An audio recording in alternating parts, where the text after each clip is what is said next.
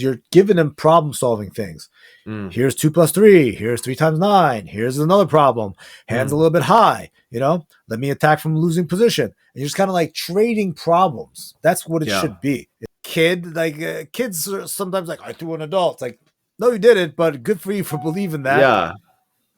Don't do that. Don't fall for a guy 5 times. Like, don't coach him mid-round. Just let the kid work out. Let the guy work out, take 1 or 2 falls, and shut up. Don't give him unsolicited advice. No, you're not grabbing the key right. Hey, Taitoshi doesn't feel. Shut up. Just let the guy work.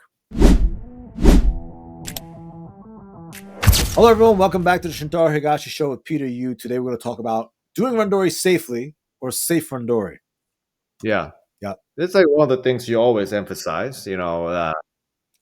And you've posted some Randori videos lately from your gym. Yeah. So what kind of things, like, what do you think about the highlights? Like, were they like anything, the safety aspect, was it reflected? Like, what would you think about the highlight reels? I mean, of course, right? So like there was a highlight reel and then there's a video of me just ranting to the guys. Yeah. Pre-Randori, it's a 5-minute thing of me saying, all right, guys, don't do this, don't do that. Yeah. You guys have to do this, keep attention to that. And I'm going to go over those rules in a little bit. But that did really well. That gave me the idea for this kind of Randori thing. And then you can sort of see it in the highlights. It shouldn't be the case that you see 2 green belts and below, same belts going. You don't really see 2 intermediate guys doing drop attacks. You don't see anyone really going for Tanya Toshi, Yeah. So all these different things that are reflected, yes. But doing Randori safe is a number one thing. I don't even recommend it for any beginners for at least 6 months, majority of the time, unless it's sort of semi-coordinated. So there are multiple aspects to this. Like, it's not just about the people who need to pay attention. It's about the teacher, the sensei has to foster this environment where these things are just automatically encouraged, right? Yeah. So, well, let's start with the athletes. So what do they have to? What are their responsibilities? Keeping each other safe. The sensei. Yeah. But before keeping each other safe, you have to keep yourself safe. So it's self-preservation first and foremost. Yeah. That's the number one thing that I preach. And before every Randori, I give them some sort of like pre-Randori, whether it's 1 minute or 20 seconds, right? Just kind of a reminder. So they're constantly hearing, hey, these are the things, I don't go through the whole list every single time, right? And then I'll single out certain people, right? I'll do that, I used to get singled out, remember? All the time. I was like, hey, you, remember, no drops on green belts and below. Yeah. You hear me? And then I'll do that, and it's like, oh, you're calling him out, but he should be called out because he did drop Sanagi on a yellow belt last time, twice. And I warned him. Yeah. Right. So he gets a public sort of a thing. And that's also a reminder to everyone else. Oh, yeah. Right. And absolutely no Tanya Toshi if you're not a black belt. Done. I thought, did you relax the role a little bit? Because you used to be like complete ban, no? But it was like, like, for instance, the other day, Anthony was going with this other kid, Patrick, who's young and tough from Brooklyn. He's 20 or 18 or whatever it is. And he's really, really aggressive. And then Anthony was already behind him. He postured up, and then it was like, there was no room for error, right? Yeah. It was just like so clean. I was like, all right, fine. It's okay. It was like one of those times. You know what I mean? And then you watch and you see the intent of the athlete, and it's not him just getting out of a bad position or diving for something. He was absolutely certain that there was no way that the knee was going to get tangled on or anything underneath. And he slid through, pulled him, and then at the very end lifted him. And then it was just like so well done. And, I think you could teach that, but you need 10 years of experience to be able to execute that. And then for him, it's okay. For majority of you listening, I don't think you should do it. I just don't, and not because I don't trust you, but I don't know you. I don't know how good you are, and I don't know what environment it is. And in most cases, I think 95% of cases shouldn't go for Tanya Toshi in the gym. You know? Because 95% of you aren't black belts with 10 years of experience. Yep. I agree there. Yeah, it's and the guys who are complaining about it online, oh, how are these guys going to learn how to defend a Tanitoshi? Whatever, blah blah blah. You're probably a black belt and you've been doing it for 20 years. I'm not talking to you. Mm-hmm. I'm talking about the guys who've been doing judo under 3 years, intermediates. Why are you doing Tanitoshi to those guys? They could blow their knee out. You really want these guys diving at your legs? That 230-pound guy who doesn't want to fall, he's going to grab you and pull you backwards and then sit his hips down into the side of your knee. You want that? It's like a risk-benefit analysis, right? If you, sure, they may not be the best Tanitoshi defender, but you are risking them not being a judoka at all. Yeah. And you know what? There's ways to defend Tanitoshi even before getting to Tanitoshi, by position, by gripping, by posting on that neck with your collar hand so he can't close the distance. Yeah. Anyway, Randori rules. Yeah, so, okay. How do Randori say? So I mean, it's a self-preservation first. Yeah. And then you move on to, okay, you have to know your partner, like what level they are, what kind of injuries they may have. Let's go back to self-preservation though, because I think people forget this, right? For me, it's like, all right, when a new guy comes to the dojo, never seen him before, he wants to work out with me specifically. If he's drilling, I'll watch. Oh, he's righty. Okay. Oh, he's lefty. All right, he's heavier.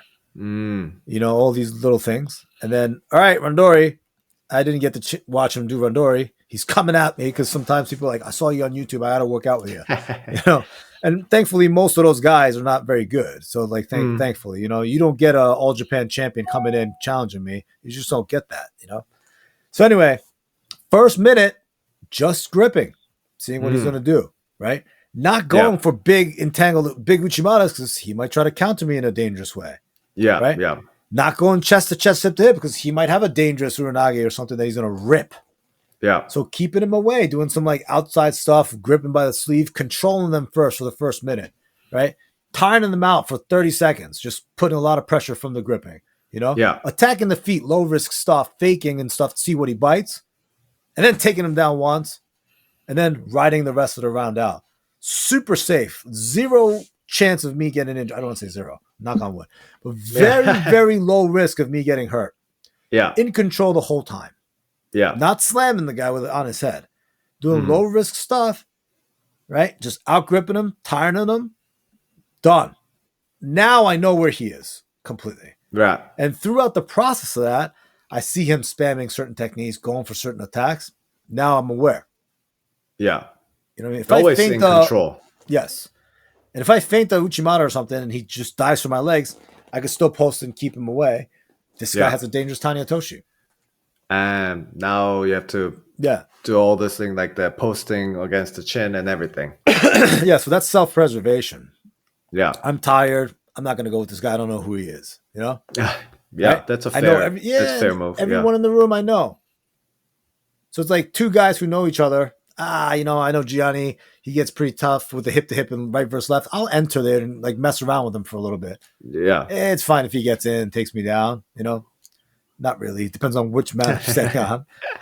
Right? But then it's safe because I know he's not going to try to throw me, and then disregard my health. He's not like, I'm going to take him down at all costs. He's not going to be like that with me. So he's a black belt that I could train with safely. Trust him. Self-preservation, obviously, Like these kinds of things. Self-preservation. Yeah. I see. Don't go for Tanitoshi on bigger, heavier guys because they could land on your knee. Yeah. And so this kind of ties into like the grip fighting too, like this always staying in control, and then like don't overextend yourself. Yeah. And so after self-preservation, what comes next? Like, should we try to? I could think of like, maybe you should try to accommodate the partner. Is that a thing? Like, should tuck away on that? Yes, of course. You have to sort of, if you're much better than the person, yes, right? So now if you're a black belt versus a white belts are extremely dangerous. But if you control them the whole time, you're not going to be able to, they're not going to learn. They're going to get frustrated. They're going to quit. Yeah. So it's like, what are the things that they're working on? And it really comes down to like having a conversation with them beforehand, right? What are you working on? What are you trying? And then me as a sensei says to the room, hey, if you're a beginner, white or yellow belt going to black belt, you're not going to beat them. There's no way. If they want to beat you, they'll throw you on your head. Okay? Yeah. They have the ability to slam you at will. Okay, so don't even play that game. You're not competing with that black belt. They're your guide. Yeah. Yeah. They're going to let you throw them. Yeah. Once or twice. Mm-hmm. That's the key thing. Once or twice. That's it. Yeah. If you take 5 falls, it's patronizing. Oh, yeah. Oh, you got me. Oh, yeah. Oh, nice. That was a good throw. Shut up. No one wants to hear that shit. Yeah. You know? You're not a kid. Like, kids are sometimes like, I threw an adult. It's like, no, you didn't, but good for you for believing that. Yeah. Don't do that. Don't fall for a guy 5 times. Like, don't coach him mid-round. Just let the kid work out. Let the guy work out, take 1 or 2 falls, and shut up. Don't give him unsolicited advice. No, don't you're not grabbing the key where... Hey, your Tayatoshi doesn't feel... Shut up. Just let the guy work. That's how about this? Like, when the person, the white belt or the lower belt, locks in the osotogari, and then the black belt's like, push. Oh! Or like, yeah. Shut up. Seriously, they go for a seoi nage. It's like, oh, push, like pull. You know what I mean? No need. It's disgusting. Don't do that. I hate it. Yeah. I see it. I'm like, stop. Just stop. Yeah. So those are like, yeah. So they are like the individual, like at the individual level, what you should do, self-preservation, and then thinking of others, like not being patronizing, because then you're making them better, and then they want to keep working out with you. They're going to keep coming back, and then in return, they're going to make you better too. Because you keep a kid around for 6 months doing that, and he loves judo and he's coming every day. That kid is not a yellow belt. That kid's like an equivalent of like a green belt or even a blue belt at some gym that guys go once or twice a week. Yeah. All right. So thinking about the other person, letting the guy work. And then letting the guy work means you're not out-gripping him 100% of the time. Of course, you're going to be able to out-grip him and control him the whole time. Yeah. Sometimes you give him a good position. Sometimes you out-grip him and control him. Sometimes you just foot sweep him, take him down gently. And then you let them take you down once or twice. And then if I preemptively say this to everybody, don't compete with the guy. They're your guide. They're going to take 1 or 2 falls for you if it's good. Sometimes you're in good position. Sometimes you're in bad position. You as the white or yellow belt, it's very important for you to recognize when you're in throwing position. That's the number one thing. This is a learning drill. This is not a competition. If it's a competition, they'll throw you on your head in 10 seconds. I guarantee it. Okay? And even though it's not always true. And it's a good opportunity for a higher belt to put yourself into a bad position and try to like work out of it, or like try practice like new throws under control. You can't try like kanibasami all the time or something like that. But yeah. Even like letting the person in with an ochi and then hopping around and let them try to figure out how to finish it. That's a good drill. No need to like, oh, you go here. No, stop it. Let them figure it out. You know what I mean? No one wants to be on the bottom end of that hierarchy of like, oh, this coach is like, you being like daddied a little bit. Who's your daddy? Yeah. Who's your daddy? I got you. I'm showing you the thing. Who's your uncle? It's like, stop. Oh man. I hate that stuff. So now these you can't just rely on the individuals to be like in their best behavior all the time. So you kind of have to foster this environment, and then it's especially important for you as a sensei, right? Like kind of instilling this culture of self-preservation and care for others. So what are some of the concrete steps you take at your dojo and then you recommend for other senseis to do? So just very subtly, I'll slip those in there. All right, guys, we're going to do Randori. Remember, less talking, more judo. Yeah, I love that. If you're talking, you're not doing judo. Stop talking. The time for talking is not now. We're doing Randori. This is like drilling time, skill acquisition time.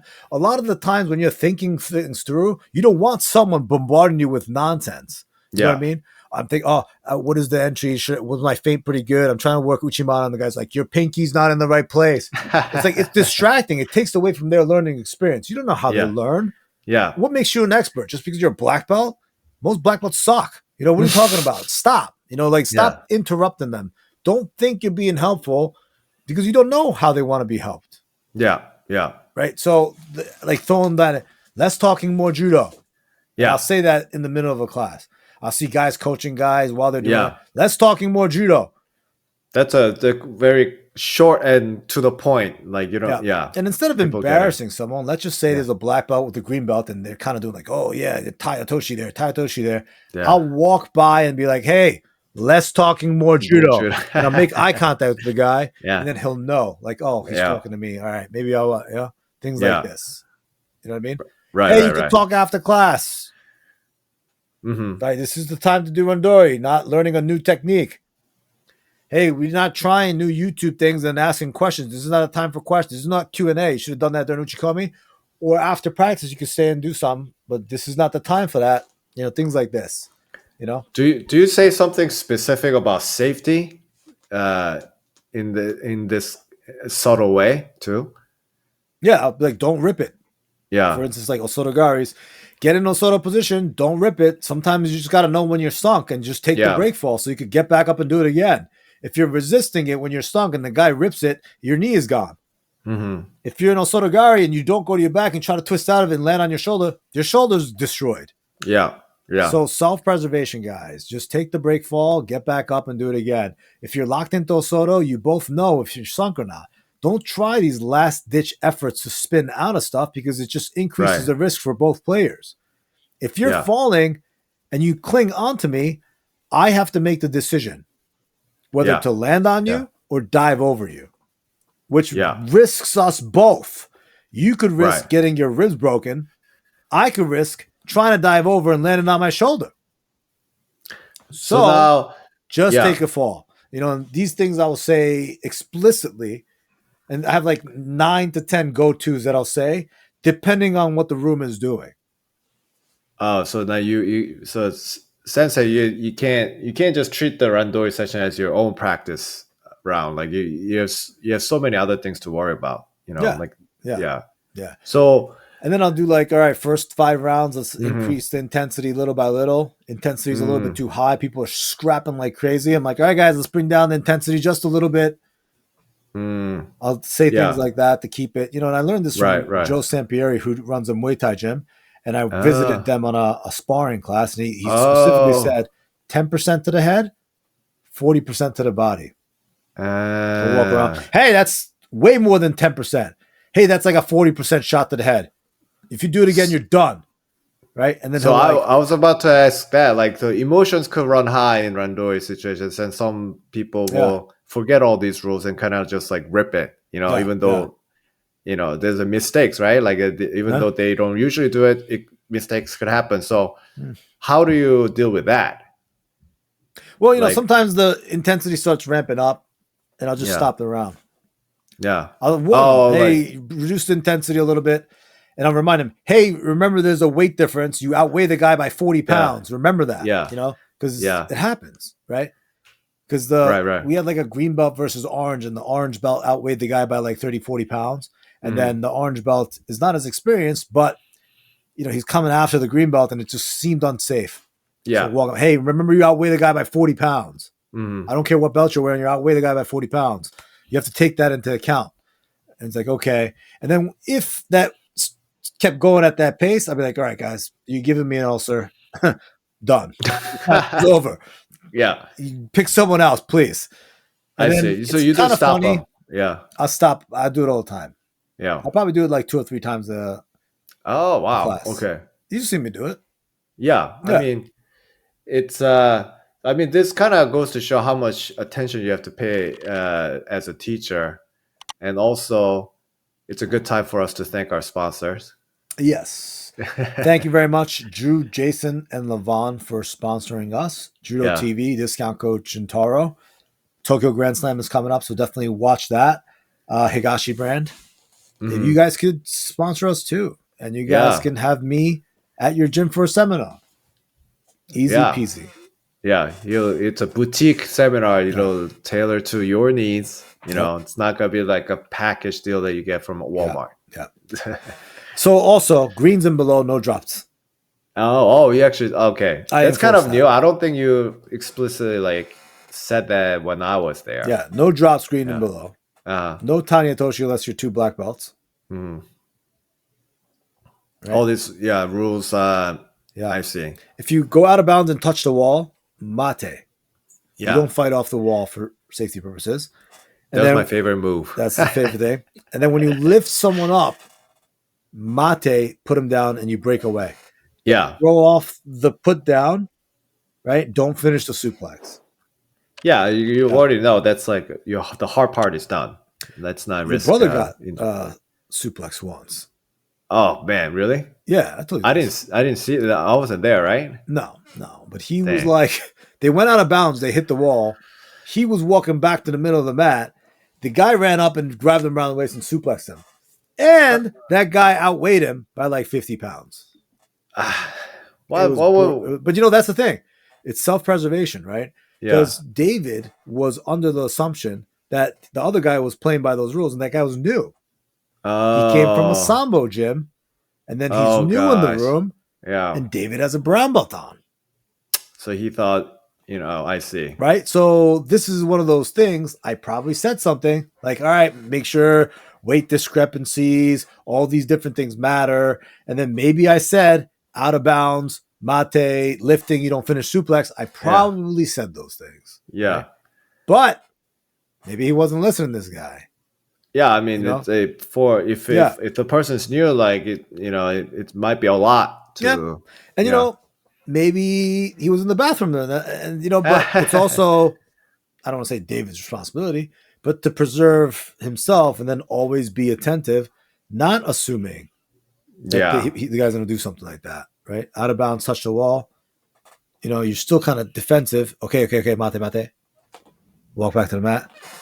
Maybe, like one thing you could do to prevent such situations is to be explicit. It's like, instead of just kind of like walking back, you just make it clear to everyone that that exchange is done. And I'm like, let's reset or something. I mean, it just... And the other person was probably like frustrated with David too. Probably, yeah. David's not easy to throw, so... Yeah. I mean, that's the thing. It's... you got it, emotions could run high, and then as a sensei, you have to pay attention to these things, and you can't be perfect. You'll miss, So you have to. The idea is to keep all this like filters, like self-preservation, mutual benefit, all that, and some of these rules, and you just minimize. You can't be perfect. You can't prevent everything, but you just want to minimize the chance as much and then as you doing semi-Randori, 30% Randori, where you're giving and taking, and people are very, very bad at this. Very bad at this. Because I did it the other day. Who was I going with? I was like, we're doing Newaza, and I was like, yo, let's just like, I want to break a sweat and ease into it and do a light roll. I said that. And flow means flow. Light means light. Yeah. Guy immediately tried to pass my guard like full throttle, and I'm like, oh my God, like if I'm retaining, he's slipping the other way. And I was like, yo, relax. You said that? What you're trying to like... I was like, relax. Yeah. I'm trying to go light. It's like, I'm going light. I'm like, this guy is incapable. He just doesn't... He needs a private lesson and me be like, listen, we're trying to exchange positions. If you pass my guard, you're going to let me re-guard. Yeah. Right? And then if I go for a sweep, you're going to let me sweep. And then it's going to be this back and forth thing where it's like... Yeah. It's very, very difficult for people to do, especially with Tachiwaza. Yeah. So it's like, hey, let's grip. When you have an advantage, you'll enter some stuff, not finish anything, right? And then maybe I'll try to counter one or two things. You're giving them problem-solving things. Here's 2 + 3. Here's 3 × 9. Here's another problem. Hands a little bit high, Let me attack from losing position. And you're just kind of like trading problems. That's what it should be. It's problem-solving while you're moving, attacking the feet. Think about this, attacking this side, trying this, putting there. You're trying to put these moves together. I'm allowing you because I know you're trying this new thing, which you suck at because you've never done it before. You're trying it. That's why we're there, trying to learn this new skill. If I shut everything down and pull your head down and throw you, we're not going to develop these skills. Yeah. So having this like 30% back and forth problem solving round where we're trying to figure things out, that should be the bulk of your training for most people. But most people are terrible at it. Seriously. Do you teach your students explicitly like how to do this? Yeah, I try to at least. Yeah. But it's not easy, you know? Yeah. It's not easy. Yeah. But sometimes I'll do that in the class, and then that lesson sort of sticks and carries over to the next one. And then there's guys who will pick each other and then, hey, this is our thing, me and you. Yeah. You know? So it's like, maybe I don't like how much heavier you are than me. Maybe you have a thing about losing to a guy that's smaller than you. Yeah. Maybe like we're going to develop this friendship where we're going to do this kind of training when we see each other. Yeah. And I have guys like that too in jiu-jitsu, you know? Not that I'm scared of anybody, but it's like, you know, this guy is the guy that I go with 4th or 5th, a little bit tired. Yeah. Good cardio, push the pace a little bit, give and take. We're both making each other better. It's a technical thing. Yeah. And there's guys who are like, no way this guy's ever getting an inch on me because I got to beat his ass. You got to kind of cater your own training. Yeah. Yeah. And then so it's like hard rounds, soft rounds, technical rounds. This guy's much more smaller and lighter. So I'm working on these things. Everybody. And then, you know, it's like you got to cater like, all right, I didn't go with any lefties today. I got to go with some lefties. You know what? I'm lacking on the lefties. Today's going to be a lefty themed day. I'm going to try to get as many lefties in training today as much as possible. So now little by little, you'll fill in that information gap in your game. You're always looking at it from an introspective way and saying, I need to fill it with these things. I got to work on that thing. Ochi finishing. Sometimes it's lacking. It's a little bit rusty. Let me enter Ochi. I'll say this. Let me enter Ochi. And then start from there kind of thing. And then start from there. But they're not trying to counter me or just resist at all costs. Yeah. They're letting me enter and then giving me different maneuvers so I can learn to finish. Yeah. So right? That's good training. That's good training. And it's a people should do this, and the environment, the sensei have to foster this environment where people feel comfortable doing this type of 30% Randori too. I think it's everything has to come together. Yeah. They think Randori is Randori. Yeah. That's it. It's not. Randori is a spectrum. Yeah. Like your sexuality. Yeah. Sure. Yeah. No, I'm kidding. I'm just joking there. Yeah. No, but it's a spectrum.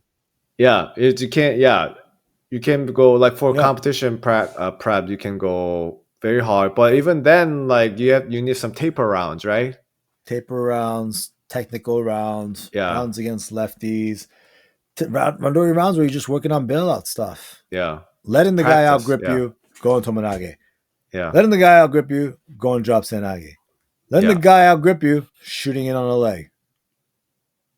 Very technical. That's how. Yeah, with that's one how. goal. If you think about this, you can kind of create safe Randori environments, and it's not a competition. It's everyone. You're not trying to win the Olympic medal, so I mean, some of us are, but still, even then, even more important that you pick and choose your rounds and develop your own training. Well, I meant in the sense that at the Randori time, during the Randori time, you're not trying to win the medal. That's exactly right, because no one's watching and it's not a sanctioned event.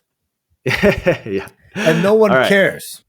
Mm-hmm. No one cares whether you win or lose in that practice except you. Yeah. And if you care, you're not really developing new stuff. Yeah.